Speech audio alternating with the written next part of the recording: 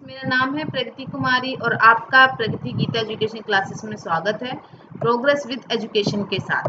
Friends, आज मैं आपको, जैसे कि आप स्क्रीन में देख ही रहे हैं, मैं कुछ लोग यहाँ बैठ के कम्युनिकेट कर रहे हैं जिसमें सोशल डिस्टेंसिंग की भी लगभग ख्याल रखा ही गया है। तो सिंपल सी बात है, हम कम्युनिकेशन ही करेंगे। कम्युनिकेशन का पार्ट थर्ड करेंगे, एमसीक्यू करेंगे, कम्युनिकेशन पार्ट थर्ड। अगर किसी को ये जितने भी मैं यहाँ पे क्वेश्चंस करा रही हूँ एग्जाम में आ चुके हैं और एग्जाम के पॉइंट ऑफ व्यू से बहुत इंपॉर्टेंट है। किस चीज़ का एग्जाम? एग्जाम यूजीसी नेट के लिए या किसी भी टीचिंग्स एग्जाम के लिए। तो चलिए स्टार्ट करते हैं। पहला क्वेश्चन जो कि आपकी स्क्रीन पे ये रहा, इफेक्टिव कम्युनिकेशन प्री सपोजेस। बताइए कि अगर इफेक्टिव कम्युनिकेशन है तो कैसा होना चाहिए? आप ही बताइए। क्या वो नॉन एग्रीमेंट होना चाहिए, मतलब एक जुड़ाव नहीं होना चाहिए? क्यों नहीं होना चाहिए? अगर कोई कम्युनिकेशन जुड़े ही नहीं, एक दूसरे से एक लगाव ही ना रहे, तो काहे का कम्युनिकेट? क्या डोमिनेटेड होना चाहिए, डोमिनेशन होना चाहिए? बिल्कुल नहीं। कोई आपको डोमिनेट करके कम्युनिकेट कर रहा है, आपसे बातें कर रहा है, जबरदस्ती बातें की जा रही है, तो ये कोई कम्युनिकेशन तो हुआ नहीं। पैसिविटी बिल्कुल नहीं, ऐसा नहीं होनी चाहिए। कम्युनिकेशन से एक्टिविटी होनी चाहिए। Understanding, correct. कम्युनिकेशन कैसा होना चाहिए? अंडरस्टैंडिंग होना चाहिए, जो आपकी बातों को समझ सके, वही कम्युनिकेशन है। कम्युनिकेशन वो नहीं जो लड़ाई झगड़ा या जबरदस्ती करके बात की जाती है। कम्युनिकेशन जब आपकी बात दूसरे तक पहुंचती है, दूसरा उसका सही तरीके से रिजेक्शन, सॉरी क्या कहते हैं उसे, आपको रिवर्स बताता है या अपना फीडबैक देता है। ठीक है फ्रेंड्स, तो नेक्स्ट क्वेश्चन चलते हैं। चाहे वो फीडबैक नेगेटिव में है चाहे पॉजिटिव में है, पर स्टिल एक तरीके से कोई एक इंसान ही आपके ऊपर चिल्लाया जा रहा है, तो is not a communication communicated. आप कम्युनिकेट जब भी करते हैं जब आप दूसरों की बातों को भी सुनते हो, and then you give response, and this circle is continue चलती रहती है। ओके फ्रेंड्स, तो नेक्स्ट क्वेश्चन पे चलते हैं कि when verbal and non verbal messages are contradictory, it is said that most people believe in.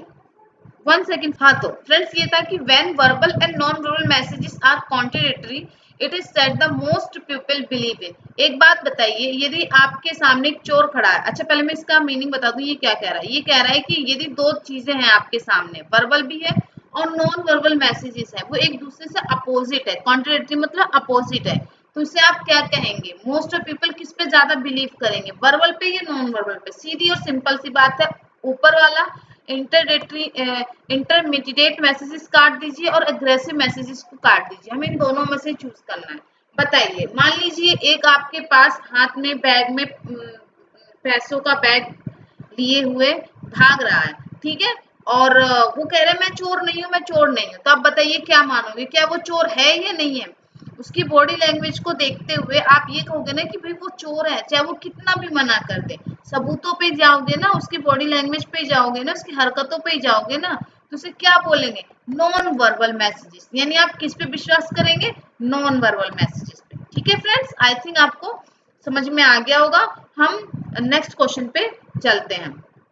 Next question ये रहा, पॉजिटिव क्लासरूम कम्युनिकेशन किसको लीड करती है? अब इसमें ये है कि पॉजिटिविटी को देखनी कि कौन सी कम्युनिकेशन आपको क्लासरूम कम्युनिकेशन लीड करेगी। इसमें पहला है कोक्रेशन। कोक्रेशन का देखो सिंपल सी बात है, वैसे हिंदी में दिया रहेगा, फिर भी मैं आपको मीनिंग बताती हूँ। जबरदस्ती यानी जानबूझ के आपसे कोई बात करने की कोशिश करे, तो क्या वो पॉजिटिव है? मैंने ये आपसे बहुत बात की थी, बताया था कि कम्युनिकेशन दो तरीके की हो सकती है, पॉजिटिव और नेगेटिव। तो ऐसा तो नहीं है, ये गलत है।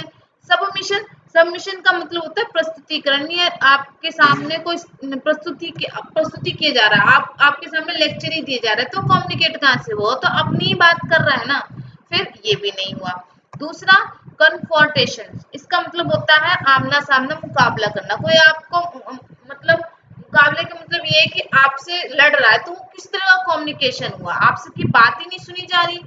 परसेप्शंस, इसका मतलब ये होता है कि आपको समझाना बुझाना, एक तरीके से आप किसी को समझाते हैं बुझाते हैं, ये किसी को प्रोत्साहित करते हैं, तो आप उससे बात कर रहे हैं, कम्युनिकेट कर रहे हैं। कम्युनिकेशन तो हो ही रहा है सब में, लेकिन ये पॉजिटिव वे में हो रहा है।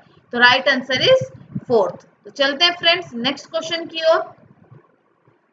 ये सारे क्वेश्चन एग्जाम में आए हुए हैं, तो ये मत सोचिएगा कि मैं अपनी तरफ से कुछ करा रही हूँ। हाँ, एक्सप्रेसिव कम्युनिकेशन इज ड्राइविंग, यानी जब कम्युनिकेशन किसकी तरफ से पहले शुरुआत की जाती है, सीधी सी बात है एकॉर्डर्स पर्सनैलिटी कैरेक्टरिस्टिक्स, ये डिपेंड करता है उसके पर्सनैलिटी कैरेक्टरिस्टिक्स पे, क्योंकि इनकॉर्डर के बाद ही डिकॉर्डर आता है। इनकॉर्डर डिकॉर्डर एक मतलब सर्कल होता है, ये आप बीच में कहीं पैसिव एग्रेशन नहीं ला सकते, एक्सटर्नल क्लूज नहीं ला सकते, और ये कॉन्ट्रैक्ट का तो कोई मतलब नहीं होता है। जो शुरुआत की जाती है मैसेज के बाद एनकोडर की पर्सनैलिटी को देखते हुए, ये एनकोडर के द्वारा की जाती है। The right answer is second. Okay friends, चलते हैं नेक्स्ट क्वेश्चन की ओर। Classroom communication is the basis. Classroom communication किस पे बेस होता है बताइए, कोई भी कम्युनिकेशन। ग्रुप द एग्रीगेशन, पहले तो एक नेगेटिव वर्ड से काटिए। बाइनस पैसिविटी बिल्कुल है, बाइनस बिल्कुल नहीं होनी चाहिए। एक्सटर्नल इन एंटिसिटी, कहने का मतलब है कि क्या बाहरी निर्जीवितता के बारे में, यानी बाहरी चीजों के जो जीव ही नहीं है उसके बारे में हम बात कर रहे हैं, उसके सोच रहे हैं, तो क्या हुआ वो, क्या वो क्लासरूम पे बेस कम्युनिकेशन में बेस है? नहीं। किसी कोई भी अगर कम्युनिकेशन की बात भी करें तो सिंपल सी बात है, एक पॉजिटिव बात की अगर हम बात करें तो सोशल आइडेंटिटी जरूरी होनी चाहिए। यदि आप किसी से कम्युनिकेशन कर रहे हैं, कोई निर्जीव से बात कर रहे हैं, लाइक मैं अपने लैपटॉप से बात कर रही हूँ अभी फिलहाल, मान लिया अभी तो मैं आपसे बात कर रही हूँ, लेकिन अभी तो यहाँ पे लैपटॉप का वीडियो चल रहा है, तो ये क्या कम्युनिकेशन है? नहीं। जब कुछ सजीव इंसान ही मेरे सामने नहीं खड़ा है तो वो एक क्लासरूम कम्युनिकेशन नहीं हो सकती, या किसी तरीके की कम्युनिकेशन हो ही नहीं सकती। ठीक है फ्रेंड्स, जब आप इसे देखेंगे ना तब ये जाके रियल कम्युनिकेशन बनेगी। चलिए ठीक है, social identity is the right answer. आपको ये वीडियो कैसी लगी हो प्लीज जरूर बताइएगा, अच्छी लगी हो तो प्लीज सब्सक्राइब कर लीजिए, और यदि अच्छी लगी हो तो एक लाइक करना बनता है, तो प्लीज प्लीज एक लाइक जरूर कीजिएगा, मुझे भी काफी अच्छा लगता है अगर आप लोग लाइक करते हैं तो। And thank you so much friends, खुश रहिए, और क्या कहते हैं, जय हिंद जय Bharat, thank you so much.